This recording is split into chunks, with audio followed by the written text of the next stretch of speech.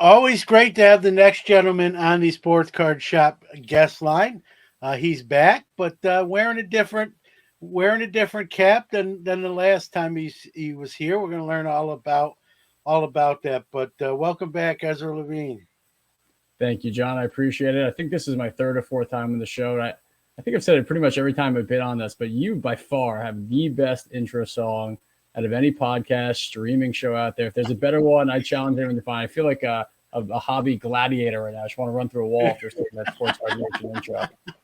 Well, I appreciate that. It costs me $5 every time you say that, so I got to quit having you on. It's the best $5 you could possibly spend. But again, thanks for coming back. Yeah, you're up. You're not the most appearances, but you're definitely on the list, in the mix. You kind of just recently closed out your career at Collectable. We're going to talk about the new endeavor, which is Mascot.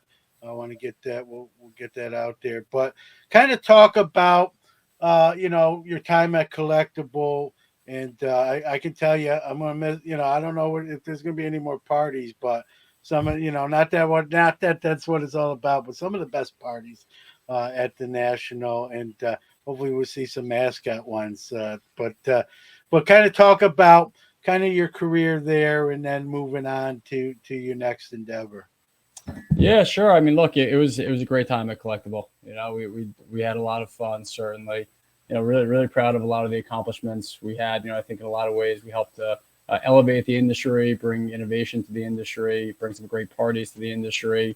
Obviously, I think the market is in a slightly different place now than it was, when Collectible first launched.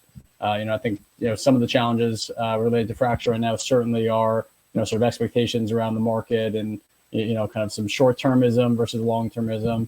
But, overall, really, really pleased by what we were able to accomplish. And look, I'm still a big believer in fractional ownership. I think it's going to have a big place in the hobby going forward. And I think it requires a little bit of kind of long-term thinking for that. But it was a really great experience for me personally. I learned a lot. Very appreciative of all the relationships that we were able to build. Really appreciative of all the 100,000 people who signed up and used the platform. We were part of some big deals. Some real record-breaking deals, multi-million-dollar sales, lots of good opportunities for people to own shares of iconic assets in Collectible. So obviously different hat now. I'm really excited about this next opportunity. I think this next opportunity, gives me and us a chance to work with a much broader set of the collectibles world. I'll never forget at Collectible, there's so many people, consigners, items that are amazing, but, in fractional, you can only really work with items that are, six figures. And that's a fairly limited supply of the market. What we wanted to do in this next chapter really was, kind of build a product that all collectors have a use for, all collectors will find value in, whether you're an investor or a collector, or a hobbyist, someone who does this for a living, whatever your sort of association and participation in this hobby is, and this industry is, we want to build a product that would, have mass appeal. And I think with Mascot, we've been able to do that. So for those, I did, you sent me some materials. I checked it out.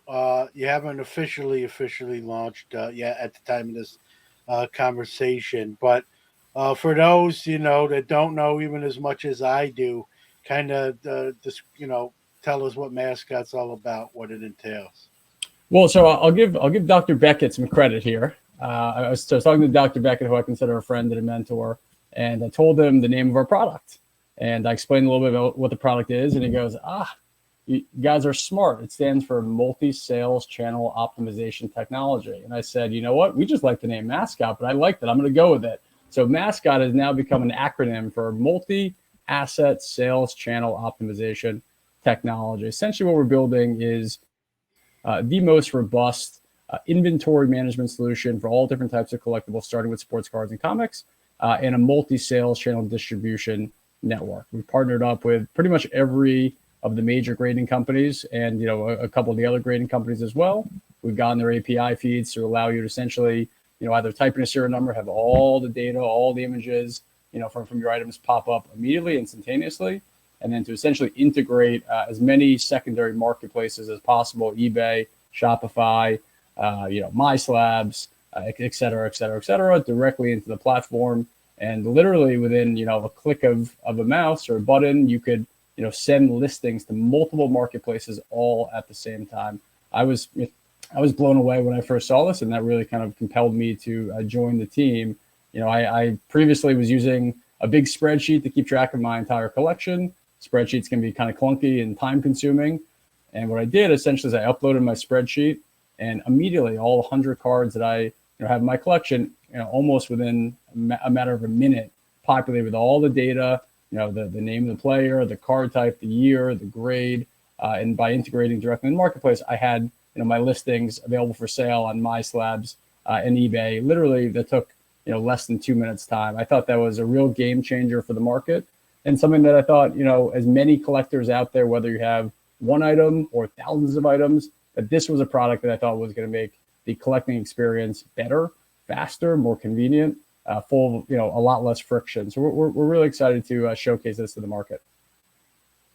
So is it graded cards only, raw cards, as far as cards go?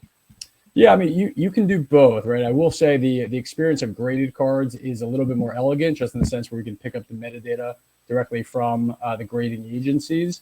You can upload raw cards. The best way to do that is if you have all the details of your raw cards directly into a spreadsheet. You can upload the spreadsheet directly on there. We'll pick up all the data, and then if you want to sell it, you'll just have to add the images directly yourself. But it will work for all the grading companies. One thing what we're doing actually with the grading companies is we are becoming official submission centers. So if you have raw items and you upload them onto MASCOT, if you want to, you don't have to, but if you want to get them authenticated and graded, you'll be able to click one button directly in MASCOT, essentially route the order over to the grading company. Once the item gets graded, it'll be repopulated back in MASCOT and available for resale directly. But the cards themselves stay in your inventory until they're sold, and then the person ships it themselves. Is that correct? Correct. Okay. And then you said comics. Is there any future expansion that potential besides cards and comics? Yeah, look, I mean, we built the platform so it can be, essentially work for any collectible vertical. Obviously, some are more commoditized and easier to essentially catalog in an inventory management system, but certainly, we'll be in multiple categories shortly. We are starting with cards and comics. Those are available. I'm sure at the time that this goes live, you can upload your cards and comics immediately. And I would anticipate by the end of this year, if not a little bit later, that a lot more categories will come online shortly. On the comic side, I'm not a comics guy, but I know they're graded. Yeah. Same question, kind of. Can they be raw and graded both on the comic side of the house? Yeah, raw graded for essentially any vertical works. Obviously, it's a slightly different experience if it's raw or graded. If it's graded, then you could either just put in the serial number, you could upload images, and the technology will read the serial number off of the images.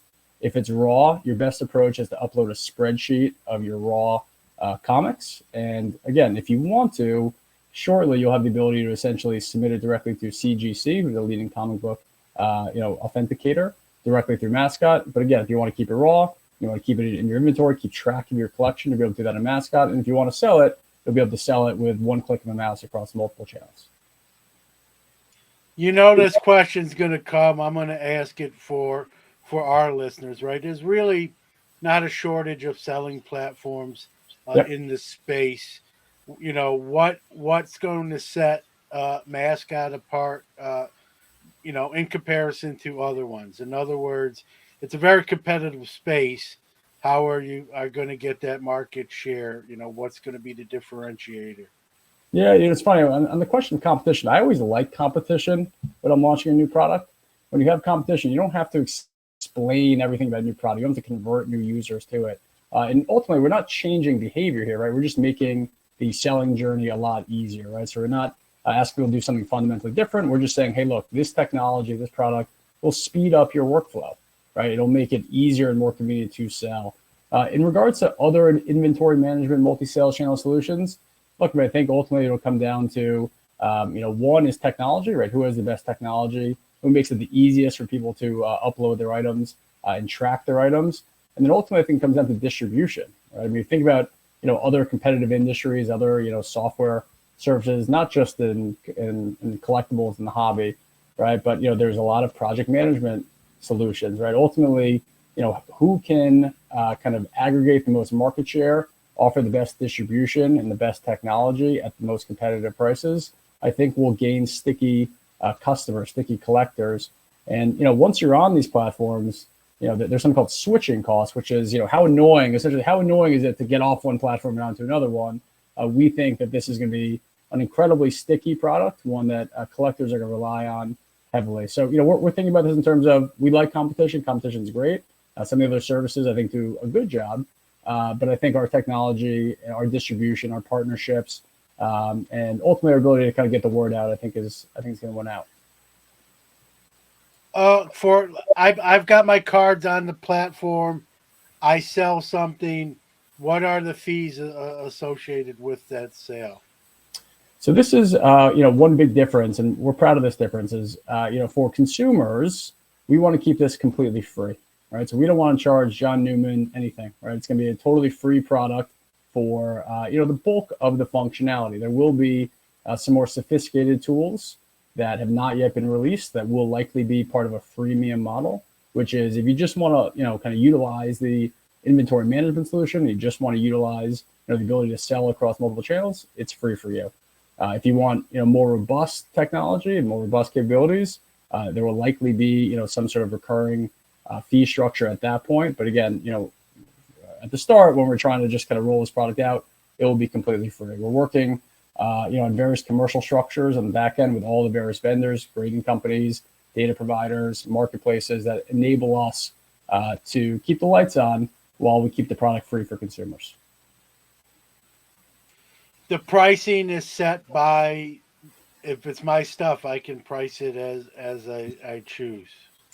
Yeah, so exactly. So the collector will have full authority to price the items as they want, and obviously you're integrating your own accounts via various channels, right? So you're integrating your eBay account, you're integrating your MySlabs account, your Shopify account. So whatever those marketplaces are charging you is what you'll be charged for. Again, those are not MASCOT fees; those are marketplace fees.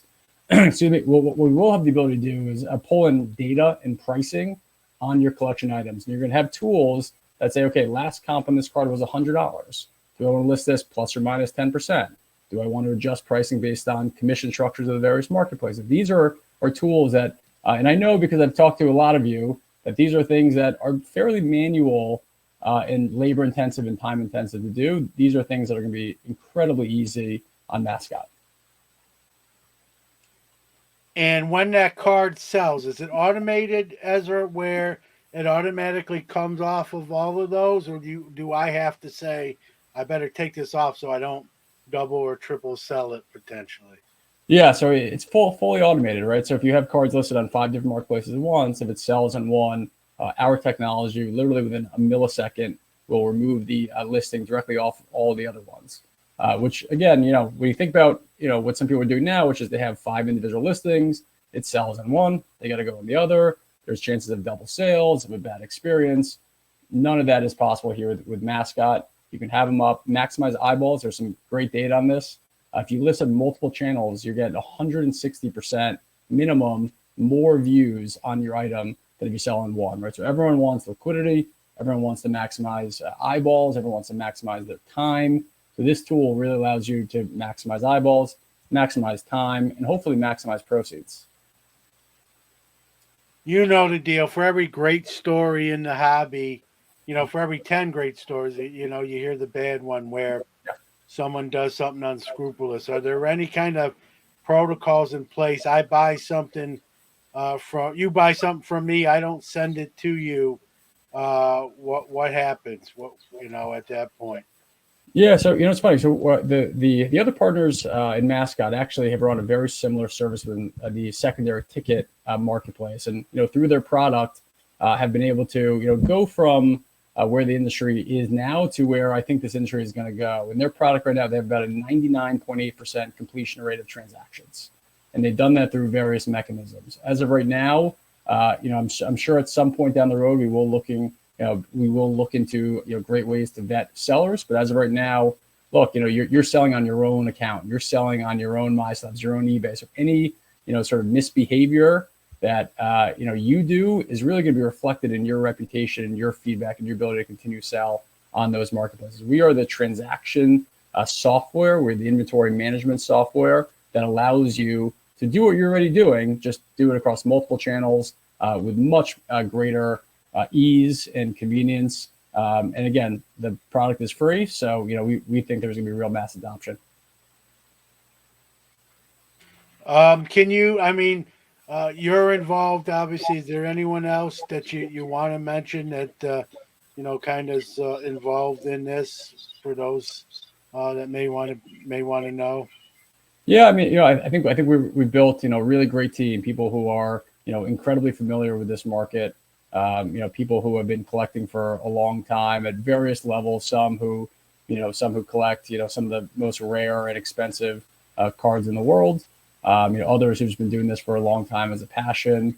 I think we have a great technology team. This very much is a software product. You need really great technology, and so I'm thrilled with the development team that we have in place. It allows us to move quickly, to integrate new partners, more marketplaces, build new features. So I think people will see that it's really a great collectible tool, and one that I feel this way personally. Now when I don't have it, the experience feels clunky. When I'm using MASCOT, it feels easy, and it's actually compelled me to buy even more because I feel like I can inventory. I know exactly how much I paid. I know what marketplace I bought it on. I can track my entire collection. I can upload the images and the scans. I can sell whenever I want to. I can sell across multiple channels. The features and functionalities have really kind of opened my eyes to how, for lack of a better term, how frictionful the kind of collecting and selling journey actually is when you don't have a tool like this. So I think it's going to be something that once people try it and they see it and they understand it, I think it's going to be something that they realize they probably can't live without. Obviously, this can be used on a computer. Is this going to be mobile ready at the same time, or is that going to be kind of rolled out in that fashion? Yeah, so it's a great question. At first, it's going to be desktop only, but we certainly are going to work on the mobile app. I think the mobile app will be an important feature, particularly when you're at shows or you're on your feet. I think it's something that we're absolutely going to need at the start. It'll be a desktop version. You can still use it on mobile. But, I think, to kind of take this as far as it goes, I do think we're going to need a mobile app, and that's something that's already in the works. So you're going to be, MASCOT's going to be at the National, right? I can, this will air later on, but yeah. So you'll be at the National. What will you be doing there? I mean, whatever you can divulge anyway. You're asking about the parties, John. I can tell already. Well, no, I'm asking what are you doing there? But if you want to talk about that, I'm listening. Yeah, we will have a booth in the corporate section, which we're pleased about. We are gonna, we really want to showcase this product. We want people to come to our booth, understand what the product is, see, what companies we're partnering with, we're integrating with. A lot of familiar big names will be on there. And just to see how easy the product is, right? So we'll be at the National, the corporate section. Please come and check us out. For John's benefit only, we will likely be also participating in some social activities. And so we will have more to come. If you want to hear all about all the things we're doing, I would suggest you sign up on our website with MASCOT, and I'm sure you'll be kept abreast of all the updates there. I got to ask you, from a personal point of view, now going, to the National, working with MASCOT, is it going to be different for you? Like, what are your thoughts as we're, at the time we're about 20 something days away here, just some of your sentiments as we head towards the National. Yeah, I mean, look, change is always different. I'm someone who, I very much believe in this industry, very much believe in the hobby. Not just, is the Michael Jordan card 800,000 or 100,000. I believe in, in the long-term viability of this hobby, of this industry. I love it. The old saying, if you work a job you love, you don't feel like you ever work a day in your life. That for me is very true. When I work in this industry, it doesn't feel like work, and that's something that I think everyone kind of strives for. So I'm thrilled to to be staying in the industry. I believe very much in its long-term prospects. And also, I really appreciate all the relationships that Collectable allowed me to create. One of my biggest, I wouldn't say regrets, one of the things I didn't love about being at Collectable was that you could only work with such a small subset of people within the industry. Obviously, we can invite everyone to parties, but you couldn't actually work directly with a lot of people because you needed inventory that was minimum six figures. And it was really sort of a high value, low volume business. We wanted to create something that was, accessible and, something that had a lot of utility for the entire hobby, the entire industry at large. And I think with MASCOT, we found in some ways the perfect product that, in my opinion, at the right time for this product. And so, excited to see a lot of people who obviously I've met in a different capacity, and excited. I've spoken to a lot of people about kind of what we're building, but I'm excited for them to really see it, for it to come to life, and then for them to hopefully start using the product as well.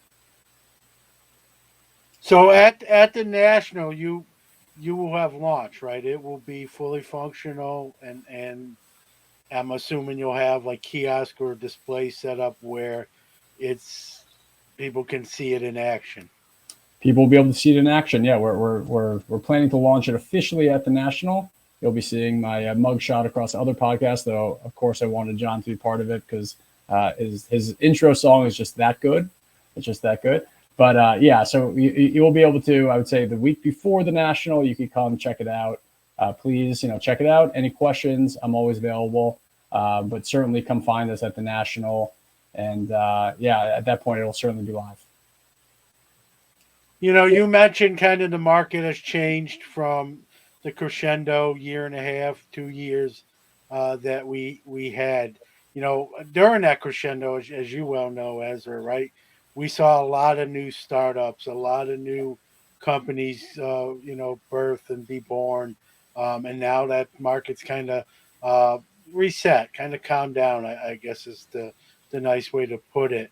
Is that is the market kind of where the market is? Are you prepared for that? Is it like I think it's easy to launch something when, I call it the Midas touch, when it's just everything kind of turns to gold. But, the hobby still, listen, the hobby's alive and well. That's not, you know that, I know that, but it is a different market. Is that, something that's, has been taken into consideration? Yeah, I mean, look, so I always think about, kind of the state of the hobby in two different ways, right? One is, sort of interest, and then the other is pricing. And I think those are actually two very different conversations. When you look at pricing, certainly at the high end and obviously, and at the low end too, prices no doubt have come down. Obviously, when you take a longer term perspective, based on where they were maybe pre-COVID, a couple years before COVID, things generally are actually doing pretty well. And if you do just sort of like a quick calculation of the returns year over year, even though you've had the massive spike to where we are now, they're still not everything, but by and large, still pretty respectable. When you look at interest, I think this product, I'm looking much more at interest and kind of participation in the hobby at large versus just the high end pricing of it. Everything I'm hearing and seeing, interest is still really strong, right? You look at, and John, you probably been to a lot of shows, the attendance of these shows is, in some ways at all-time highs, right? You look at, interest across, search results. It's high. You look at the investment from massive companies, Fanatics and, collectors and Blackstone.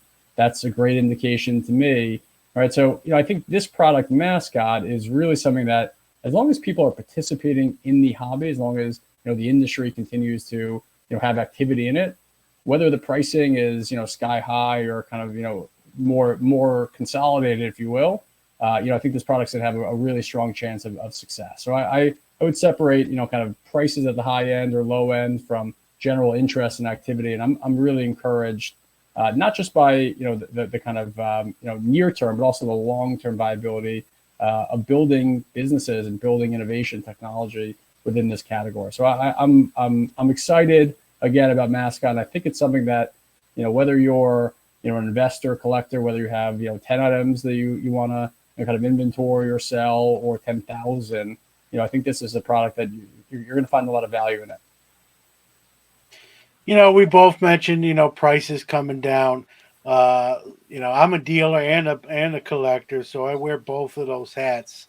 Um, it to me as a dealer, it's kind of par for the course. I've done it a long time. It's nothing I've not seen or had to adjust to before. But as a collector, I think the price is coming down, Ezra, is a good thing. I think there's cards I've bought that prior, just a couple years ago, I wouldn't even have looked for because it was out of budgetary constraints. So, everyone points, the prices are coming down as if it's 100% bad thing. Sure, if you own 10 of those cards and you're trying to sell at peak, I get it. But if you're a collector, it's a great opportunity to buy stuff now. It's something I've taken advantage of. And obviously, when you buy things, that's transactional. So I think there's still plenty of transactions going on. Maybe they're for a little less money than a year and a half, 2 years ago. But that's why I say the hobby's still, the hobby's never going to die. Anyone that says it's the end of the hobby hasn't been in the hobby very long, or they're just, I don't know what they're doing. But just your take on kind of what I just mentioned there. Yeah, it's funny. I think you're spot on. For every person who is upset, about prices coming down from peak, there's probably more people than one person who's excited that items that they always wanted are now more affordable. So I certainly see that as not necessarily a negative, though. Of course, if you bought something in 2021 with an investment purpose, certainly you want prices to go back to where they were, and who knows, maybe they will, right? But I still look across the spectrum and obviously talk to a lot of people. There's still a lot of great companies that are being built, a lot of great innovation that's being brought to the market. A lot of capital coming into the space. Obviously, a lot of big companies who are very incentivized to kind of create long-term growth. I don't think we've fully seen what Fanatics is really capable of yet. Obviously, they're starting to make some moves. So, I think, and we've seen this industry, we've seen this hobby go through various ebbs and flows over time. We're coming off of, one of the biggest booms we'll likely ever see. What I take from that is, there had to be a rationale and a reason for that much money to come into the space, for innovation to be continued about, for dollars to come in, for dollars to be invested. And that typically is something that plays out over a longer cycle than just 1 or 2 years. And so, I'm encouraged that there's still a lot of tailwinds. Interest is still very strong. Just because prices are down doesn't mean that's a bad thing, right? In some ways, it actually might open the door for more mass market participation because, there are easier ways to get involved, right? There's cheaper options to, kind of start a collection and build onto your collection. So I don't necessarily look at that as a negative, though. Obviously, there's certainly people who've taken losses, sitting in losses, and I'm sensitive to that as well. I know kind of the answer to this question, but I'll ask it for everyone out there, right? When you start a company or business, right, your focus has got to be internal on doing the best you can and build that brand and build that business. But there always is like, do you figure there's going to be someone who try to emulate that or replicate it? Do you expect there to be people who follow kind of mascots lead and try to enter this space?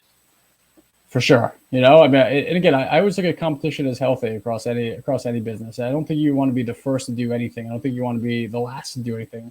Like generally when you build compelling products that people are using, you'll obviously have competition. I think that's how markets work.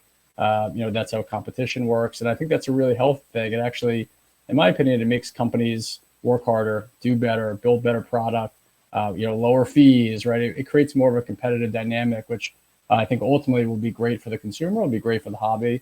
When I talk to a lot of companies out there, everyone seems to be focused on really one thing, right? How can we make, the experience of collecting, whether it's buying, selling, grading, you name it, how can we make it a more frictionless experience, right? How can we make it an easier experience? How can we introduce technology without ruining, kind of what everyone loves about the hobby, right? That kind of nostalgic feel, but how can we just make it easier for people to come in to, have better experiences, to lower fees, to, increase, ways for people to participate.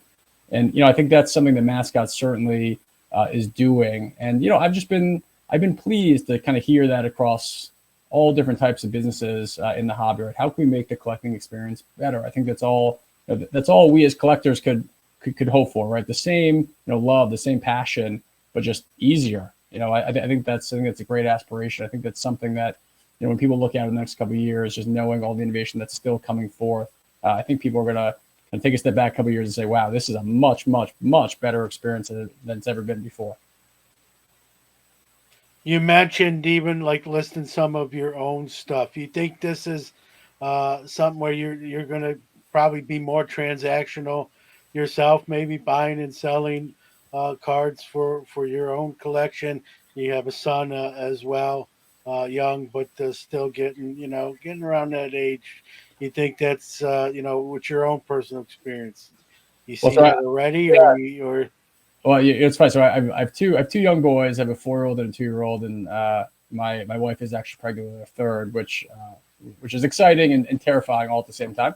But I certainly have been, kind of dabbling. Obviously, not in the 52 mantles for my kids yet, but in essentially players who I loved growing up. I'm from New York City, so Knicks, Yankees, Giants, Rangers, right? Those are my 4 teams growing up. So I bought, the Brian Leach rookie card. you forgot the Mets. You forgot. Well, I like the Rangers. I like the Rangers pick, but you did forget the Mets in there. Well, my wife's family are actually big Mets fans. So there's my brother-in-law Nick is a massive Mets fan.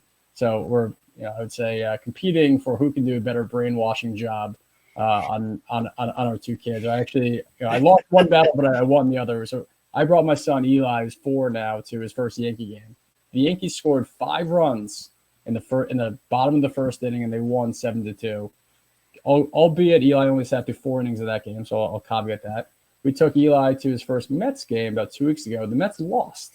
They lost, I think, 5-2, whatever it was. Well, it's not. Listen, it's not his fault, Ezra. They're losing a lot of these games. I don't think he's at all of them. So we can't blame him. We can blame some other folks, but he's 100%. off the hook on that. But yes, to go back to your question, certainly I've started to build a collection for my kids. I mean, it's something that I picked up from my dad. He's a big collector, and I always remember he would go to the National every year, still goes to the National every year with 4 or 5 good buddies, and it's always been a big part of his life. No matter what was going on, he always thought that this was real sort of refuge and just a hobby for him.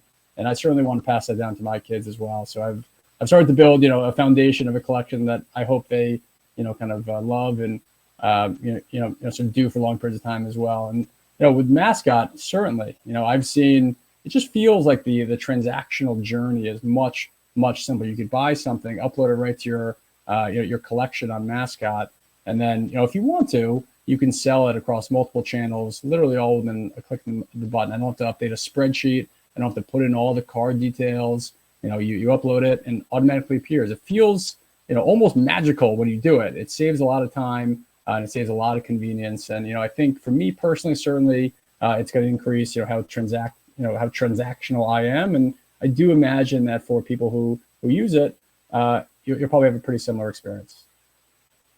You use the word magical and all so this is going to be the Disney of cross-platform selling is what you're saying. If you want to associate with Disney, I will take that association. I'll take that. If one day the market cap or enterprise value of MASCOT, comes close to Disney, I think we've done a great job.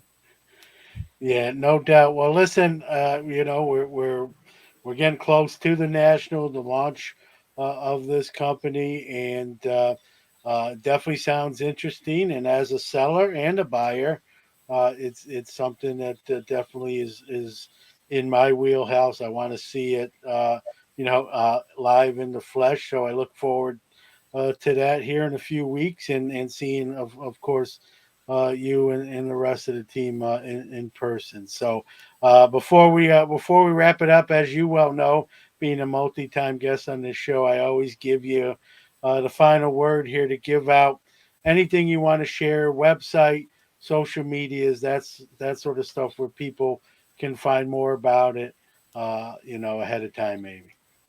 Yeah, great, John. Thanks. The website is www.withmascot.com. So WITH mascot MASCOT.com. Free to sign up.